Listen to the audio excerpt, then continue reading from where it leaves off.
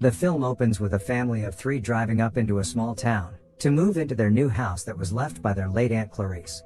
Here we get introduced to our main characters, Beth the dreamer / aspiring novelist, and Vera the no-nonsense one. Even from the beginning we can tell that the sisters' dynamic is rocky. Vera bullies Beth for being such a dreamer and always having her head in the clouds, instead of the real world. However, their loving mother, Pauline, always defends Beth. All of the sudden, a candy truck passes by them, and a mysterious figure inside it waves at them. Beth and Pauline the mother naively waves back, while Vera rudely flips them off. Afterwards, they stop by a convenience store on the way, and Beth sees the candy truck they came across earlier drive away. She then stumbles upon a local newspaper, which headline informs her that the town is currently plagued by a serial killer, who would come into homes and murder the adults, but would spare the children. Beth decides to brush it off, and the 3 resume on their way. They arrive at the house, and proceed to check it out. We can see that every single room is filled with antique trinkets and creepy dolls.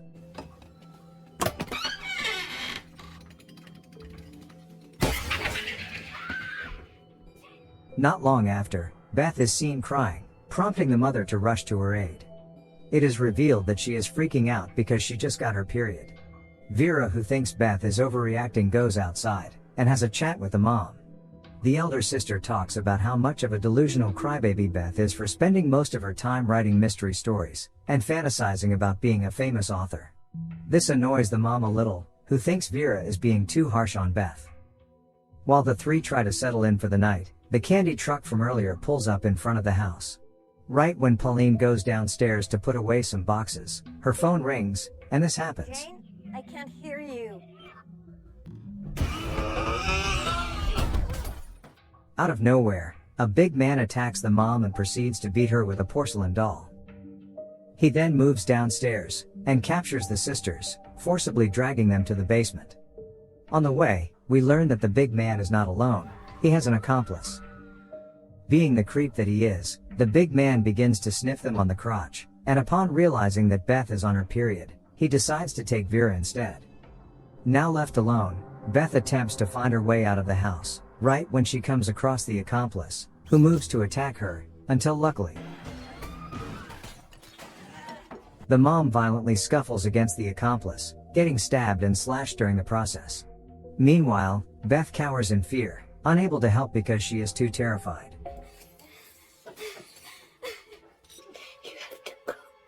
The mom tells Beth to run away, before running downstairs, and risking her life further by fighting against the big guy. Beth follows closely and watches as her mother wrestles the man.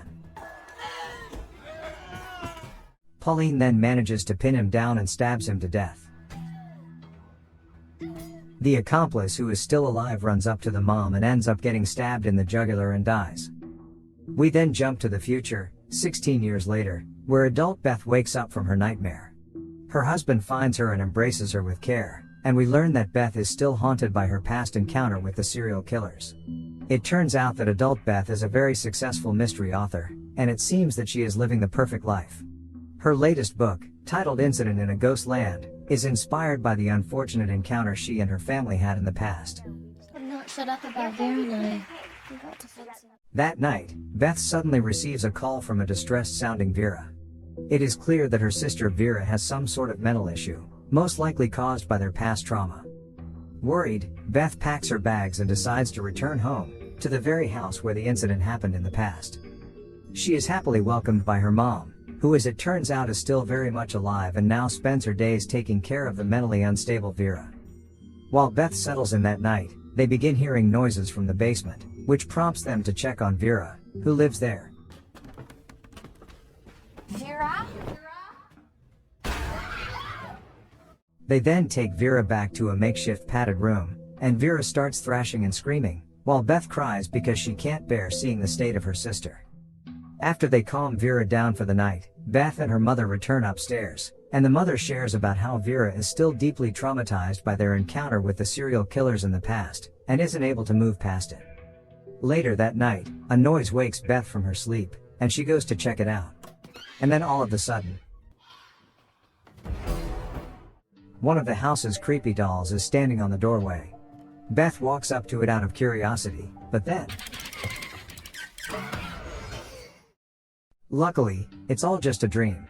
Beth frowns at the writing and lipstick on the mirror, and rushes downstairs to check on her sister Vera.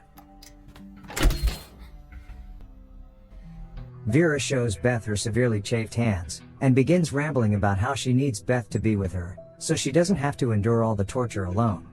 Beth tries to comfort her, but out of nowhere, they begin to hear the sound of the candy truck outside.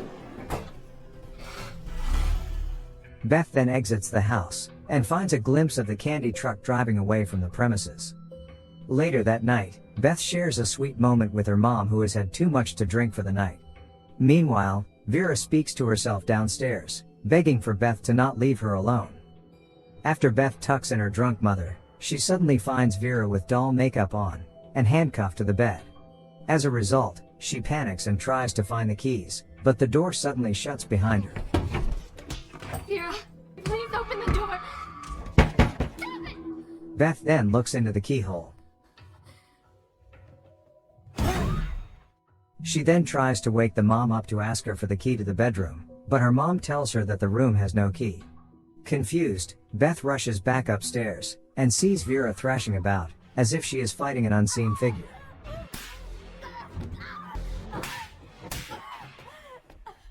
Vera's fingers appear broken and twisted. The mom, who is now awake, exits the house to look for help, while Beth tries to tend to Vera. Beth then hears noises from the basement, and assumes that Vera has locked herself in there. But then, we broke your sister. She hears the voice of the accomplice coming from the basement, and comes across the big guy. Luckily, it is only her imagination. Beth spends the rest of the night waiting by the basement door, until she falls asleep from exhaustion. The dog's barking wakes her up, and Beth hears the front door open, thinking it's her mother. The next time Beth wakes up, she is palpably unwell. Her face and body are riddled with bruises, and the house appears cold and empty. Beth cries in frustration, and finds a similarly beaten and bruised Vera in the basement. At this point, she begins blaming Vera for what happened to her, while Vera begs for her to wake up. Here is where the story gets interesting. Beth begins seeing flashes of her past, and we learn that the mom never actually survived that night. The accomplice killed her during their scuffle in the kitchen. While accepting that their mother is dead, Beth begins having a mental breakdown, and Vera helps to calm her down. We then learn that the two are still teenagers, who are now prisoners of the big man and the accomplice. Plus, that every single scene featuring adult Beth being a famous author who is married to a loving husband was nothing but a figment of teenage Beth's imagination to escape her dreadful reality. All this time, all Vera has been doing is plead for Beth to stop spacing out, and return to reality. In the next morning, Vera warns Beth that the psychopaths are going to take Beth, and whatever happens, Beth must not move or say a thing. Vera then kisses her before she leaves. Beth fearfully waits inside a cupboard, and this happens. The accomplice grabs Beth and she struggles, which forces the psycho to knock her out. When Beth wakes up, the accomplice is putting makeup on her to make her look like a doll. Beth then gets taken to the display room, and the accomplice poses her with the rest of the dolls. After the accomplice left, she finds a pair of scissors, and tucks it in her hair. Soon after, the big man arrives and he moans as he sees all the dolls prepared for him. He then creepily picks up one of the dolls and plays with it. When the doll makes a noise, the big man appears instantly annoyed, and proceeds to torch it. This terrifies Beth, even more so when the big man picks her up next. The big man then cradles her. He inappropriately sniffs her and touches her, to the point that Beth can't take it anymore, and moves to stab him on the back.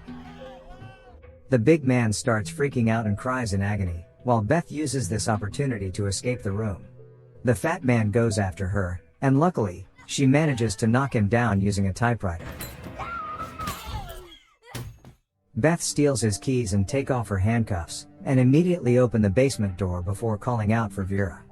They attempt to make a run for it, but before they reach the front door, the accomplice returns. The psycho is inches away from seeing them, but the man upstairs calls for her. As soon as she leaves, they manages to slip out of the house through a slightly ajar door. Hyped by adrenaline, the two dash into the forest, and do not stop running until dawn arrives. Luckily, they come across a police car, and the officers rush to their aid right away. Realizing that there isn't any other house in the area, one of the police officers informs his colleagues that the girls must be escapees from late Aunt Clarice's farmhouse, and that the serial killer they're looking for must be there, while the other officer tries to calm Vera and Beth down. But then, I know where the girls come from. the bullets come from the accomplice, who then shoots the female cop. The officers get shot to death by the accomplice, while Beth and Vera get thrown into the candy truck, and get driven back to the house. It is at this moment that the hopeless Beth begins to space out again and her vision starts to blur. Meanwhile, the accomplice forcefully drags Vera away, while she desperately begs for Beth to return to reality and help her.